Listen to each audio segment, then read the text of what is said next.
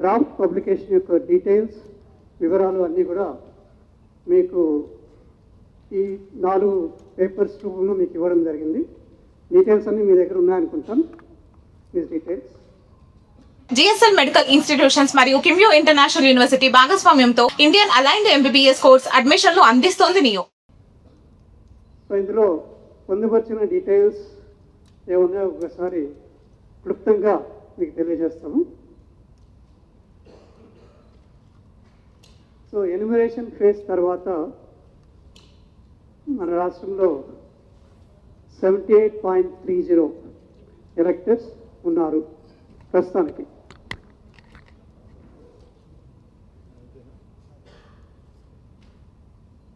మిగిలిన వారు permanently shifted, చనిపోయిన వారు, లేకపోతే ఎన్యుమరేషన్ ఫామ్స్ సబ్మిట్ చేయని వారు, ఈ విధంగా వివిధ కారణాల వల్ల 73 లక్షల పైసలకు తీసివేయడం జరిగింది. వీరందరికీ కూడా ఇప్పుడు మరి ఒక అవకాశం అనేది ఉంటుంది.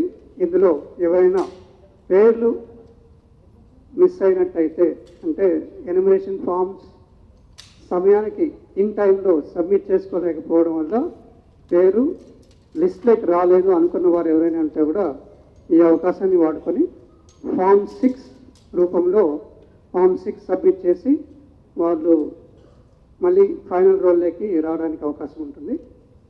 ఈ ప్రక్రియకు నోటీస్ పీరియడ్, తర్వాత డిస్పోజల్ ఆఫ్ నోటీసెస్ అనేది ఈ రాబోయే 2 నెలల్లో ఉంటుంది. కాబట్టి ఇప్పుడున్న ఈఆర్ఓస్తో పాటు ఏఈఆర్ఓస్ 890 మంది ఉన్నారు.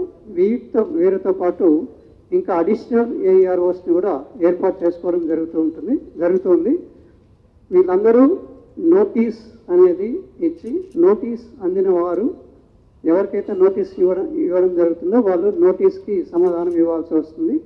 నోటీస్ ఎవరికి ఇస్తారంటే ముఖ్యంగా ఎవరైతే అనామలీస్ లిస్ట్, అంటే 2002కి తర్వాత ప్రస్తుతం ఉన్న ఎలక్టరల్ రోల్కి మధ్య పేరు తేడాలు, లేకపోతే వివిధ కారణాలు 11 కారణాలు ఏవైతే గుర్తించారో ఈసీఐ, ఆ కారణాల వల్ల అనామలీస్ లిస్ట్లో రావడం జరిగింది వాళ్ళ పేర్లు. ఇవి తీసుకుంటే 60 లక్షల పైచిలకు మందికి నోటీస్ ఇవ్వడం జరుగుతుంది. వీరితో పాటు 30 లక్షల మంది వాళ్ళకు కూడా నోటీస్ వెళ్తుంది. ఈ 30 లక్షల మంది ఎవరంటే వాళ్ళకి అందజేసిన ఎన్యుమరేషన్ ఫామ్ని 3 కాలమ్స్ పైన ఉన్న వాటిలో ఫిల్ చేయకుండా కేవలం కింద డీటెయిల్స్ మాత్రమే ఫిల్ చేసి ఇచ్చారు. కాబట్టి వాళ్ళు నో మ్యాపింగ్ కేటగిరీ కింద తీసుకోవడం జరిగింది. కాబట్టి వాళ్ళకి ఆ 30 లక్షల మందికి, తర్వాత 60 లక్షల మందికి, 90 లక్షల మందికి నోటీస్ అనేది ఈ నోటీస్ పీరియడ్లో నోటీస్ ఇవ్వడం జరుగుతుంది.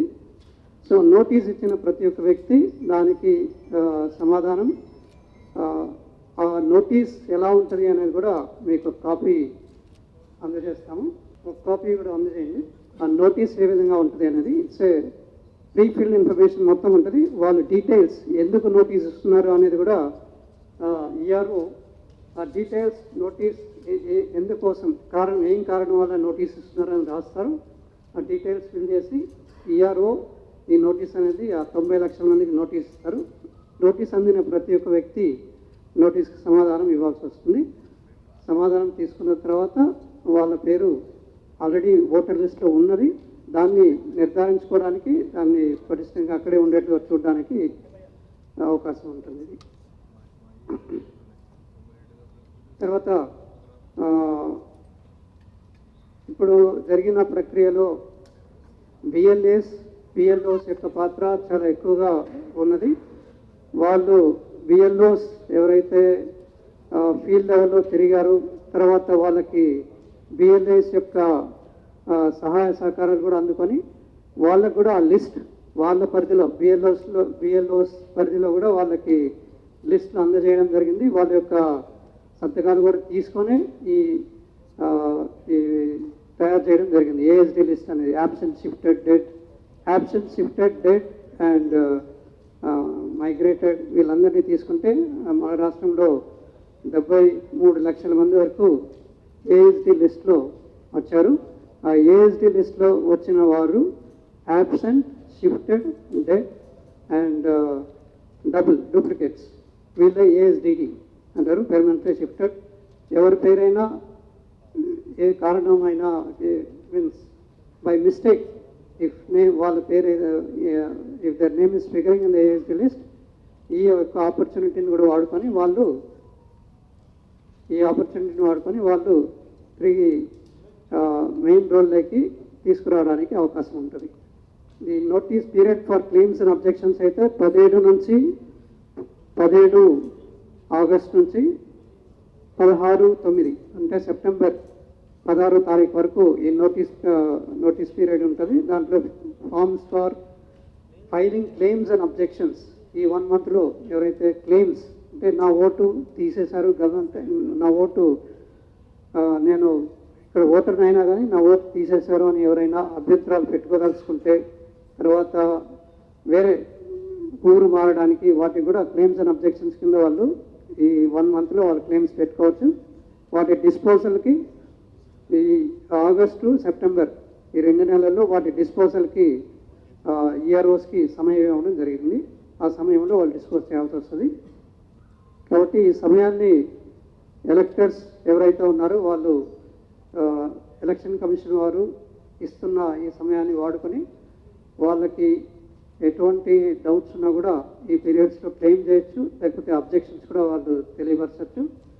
Following due procedure election ERO ఎవరైతే ఉన్నారో వాళ్ళకి అసిస్ట్ చేస్తున్న ఏఆర్ఓస్ ఎవరైతే ఉన్నారో వీళ్ళు డ్యూ ప్రొసీజర్ ఫాలో అయ్యి ఆ ప్రొసీజర్ ప్రకారమే ఎన్యూమరేషన్ ఫామ్ నుండి తీసివేశాము అనేది ఆ ప్రొసీజర్ని ఎక్స్ప్లెయిన్ చేయాల్సి వస్తుంది. ఆ ప్రొసీజర్ ప్రకారమే వాళ్ళని తిరిగి తీసుకోవడానికి కానీ, తర్వాత అనామలీస్లో ఉన్న పేర్లు తీసేయడానికి కానీ ప్రొసీజర్ ఫాలో అయ్యి చేయాల్సి వస్తుంది. ఆ నోటీస్ ఇచ్చి వాళ్ళ యొక్క ఎక్స్ప్లెనేషన్ డీటెయిల్స్ తీసుకున్న తర్వాతే వాళ్ళ యొక్క పేరు తీసేయడం అనేది లేకపోతే ఉంచడం అనేది జరుగుతుంది. కాబట్టి ఈ నోటీస్ పీరియడ్, తర్వాత క్లెయిమ్స్ అండ్ అబ్జెక్షన్స్ పీరియడ్, వీటన్నిటినీ జాగ్రత్తగా ఓటర్స్ అందరూ వాడుకొని వాళ్ళ యొక్క ఓటుని బదిలం చేసుకోవాలని చెప్పి కోరుతున్నాం. సో మా సైడ్ నుండి ఇది మీరు డౌట్స్ అడగాల్సిందిగా కోరుతున్నాం. ఇప్పుడు ఇవ్వడం జరుగుతుందండి 90 lakhs. ఆడియో క్లియర్గా లేదు సార్. 90 lakhs 60 lakhs అనేవారు అనామాలీస్ కింద వాళ్ళ పేర్లు, అనామాలీస్ అంటే 2002లో వాళ్ళ పేరు ఒకలాగా ఉండడం, లేకపోతే వాళ్ళ బంధువుల పేర్లు ఉండడం, తర్వాత 2025-26 ఆ లిస్ట్లో పేరు కానీ వాళ్ళ యొక్క బంధువులు కానీ ఏజ్ డిఫరెన్సెస్ 11 విధాలుగా అనామాలీస్ కింద 60 లక్షల మంది, 60 lakhs under anomalies and 32 lakhs unmapped electors అంటాం. అన్మ్యాప్డ్ అంటే వాళ్ళు 2002కి లింక్ చేయలేకపోయిన వారు అని అర్థం. అన్మ్యాప్డ్ ఎలక్టర్స్గా గుర్తించింది 32 lakhs అండ్ మ్యాప్ చేసిన వారిలో పేర్లు 11 విధాలుగా పేర్లు, తర్వాత వివిధ కారణాల వల్ల వివిధ కారణాల వల్ల వాళ్ళకి అనామాలీస్ కింద గుర్తించారు. వాళ్ళు 60 లక్షల మంది. సో ఈ 32 లక్షలు ప్లస్ 60 లక్షలు 92 లక్షల మందికి నోటీసు అనేది ఈ నోటీస్ పీరియడ్లో నోటీస్ ఇవ్వడం జరుగుతుంది. ఈఆర్ఓ ఏఈఆర్ఓ వాళ్ళు నోటీస్ ఇస్తారు. నోటీస్ అందిన ప్రతి ఒక్క వ్యక్తి దానికి నోటీస్ కూడా ఇట్స్ ఫార్మాట్, ఈసే ఇచ్చిన ఫార్మాట్ అవుతుంది. ఆ ఫార్మాట్ ద్వారా ఆ నోటీస్ ఇస్తారు. ఆ నోటీస్లో డీటెయిల్స్ ఫిల్ చేసి ప్రతి ఒక్క ఎలక్టర్ ఇందులో ఎవరికైతే నోటీస్ అందుతుందో వాళ్ళు ఆ నోటీస్కి రిప్లై అనేది ఇవ్వాల్సి వస్తుంది. రిప్లై తీసుకున్న తర్వాత ఈఆర్ఓ వాటిపైన ఒక హియరింగ్ లా కండక్ట్ చేసి వాటిని డిస్పోజ్ చేస్తారు.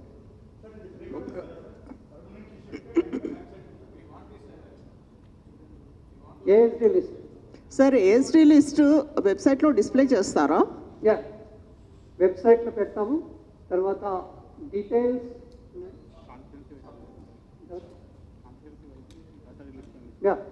సాఫ్ట్ కాపీ ఇచ్చేస్తామని మీరు తీసుకొని తర్వాత వెబ్సైట్లో కూడా పెడతాము. సార్ ఇప్పుడు 92 lakhs నోటీస్ ఇస్తారు కదా. One second, in the CEO వెబ్సైట్లో will put it in the CEO website ASD list details అన్ని ప్లస్ సాఫ్ట్ కాపీ కూడా మీకు ఆ పిఆర్ఓ ద్వారా అందజేయడం జరుగుతుంది. సార్ కాన్స్టిట్యుయెన్సీ వైస్ కి నోటీస్ 92 lakhs సార్ ఇక్కడ సార్ 92 lakhs నోటీస్ ఇచ్చినప్పుడు రిప్లై చేయడానికి మీ టైం సరిపోవట్లేదని చెప్పి పొలిటికల్ పార్టీస్ కూడా మీకు రిప్రజెంటేషన్ ఇచ్చారు, దానికి సంబంధించి ఏంటి? దీనికి ఈ నోటీస్ పీరియడ్లో 119 మంది ఈఆర్ఓస్, తర్వాత 890 మంది ఏఈఆర్ఓస్, వీళ్ళు ప్రస్తుతానికి ఉన్న స్ట్రెంగ్త్. వీళ్ళు కాకుండా ఇంకా అడిషనల్ ఏఈఆర్ఓస్ కోసం కూడా మేము ఈసీఐకి రాయడం జరుగుతుంది. అడిషనల్ ఏఈఆర్ఓస్ కూడా దగ్గర దగ్గర ఒక ఇంకో 500-1000 వరకు తీసుకోవడం జరుగుతుంది. కాబట్టి 2000 పైచలకు ఆఫీసర్స్ ఈ నోటీస్ పీరియడ్లో నోటీస్ ఇచ్చి సంజాయిషి తీసుకొని వాటిని డిస్పోజ్ చేయడం జరుగుతుంది. అప్పటికి సమయం సరిపోవట్లేదంటే అది ఈసీఐ వాళ్ళని కోరడం జరుగుతుంది సమయం కోసం. సార్ ఓటర్ అది నోటీస్ వచ్చిందా రాలేదా తెలుసుకోవడం ఎట్లా సార్? ప్రతి ఒక్క బిఎల్లో అందజేస్తారండి. ప్రతి ఒక్క బిఎల్లో వాళ్ళ యొక్క పోలింగ్ స్టేషన్లో ఉన్న వారికి ఎవరికి నోటీస్ ఇస్తున్నారనేది బిఎల్ఓ ద్వారా అందజేయడం జరుగుతుంది.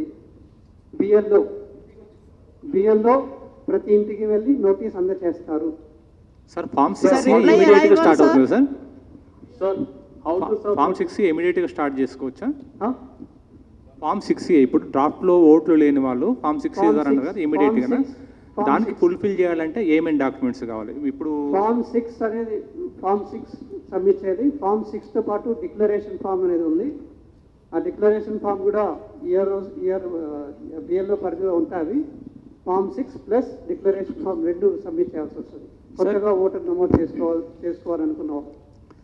సార్ ఎక్స్క్యూజ్ మీ, ఓటు ఉందా లేదా, లేకపోతే తనకి ఏమైనా నోటీస్ వచ్చిందా తెలుసుకోవడానికి ఏదైనా సింపుల్ మెకానిజం ఏదైనా ఉందా సార్? అంటే ఆన్లైన్లో వెరిఫై చేసుకోవడానికి కానీ ఇంకేదైనా ఎస్ఎంఎస్ పంపించడం కానీ ఆన్లైన్ వెబ్సైట్ ఈసీఐ.gov.in అది ఉంది. voters.eci.gov.in అందులో ఉంటాయి. ఇది కాకుండా ప్రతి ఒక్క బిఎల్ఓ లెవెల్లో ఆ లిస్ట్ ఉంటుంది, ఎవరికి నోటీస్ అందజేస్తున్నాము అనేది ఆ లిస్ట్ ఉంటుంది. ఆ లిస్ట్ ద్వారా తెలుసుకోవచ్చు. తర్వాత నోటీస్ ప్రతి ఒక్క వ్యక్తికి వస్తుందండి. ఎవరైతే ASD anomalies list plus no mapping వాళ్ళు ఉన్నారో వీళ్ళకి 90 లక్షల మందికి నోటీస్ ఇవ్వడం జరుగుతుంది. ఎవరికి వస్తుంది అనేది బిఎల్ఓ లెవెల్లో ఆ డీటెయిల్స్ ఉంటాయి. ఇవి కాకుండా ఈఆర్ఓ నోటీస్ ఇస్తారు. ఆ నోటీస్ అందిన వాళ్ళు తీసుకొని దానికి రిప్లై ఇవ్వాల్సి వస్తుంది. సార్ రిప్లై ఇవ్వడం అంటే రిప్లై పోస్ట్ చేయాలా, లేకపోతే బిఎల్ఓకి ఇవ్వాలా, లేకపోతే తీసుకొచ్చి ఈఆర్ఓకి ఇవ్వాలా? బిఎల్ఓకి ఇవ్వచ్చు. తర్వాత డౌట్స్ ఉన్నప్పుడు ERO May call the person concern and take his reply in person also. So they don't have to attend the hearing sort of thing. It cannot be ruled away just like that, because there may be cases where some more additional information is required to clear a case. If it is simple straightforward case, it can be cleared. Otherwise, some more information may be required, for which you may be called by the concerned ERO or AERO. So the reply can be excuse me, given sir. to BLOs, CEO garu, right?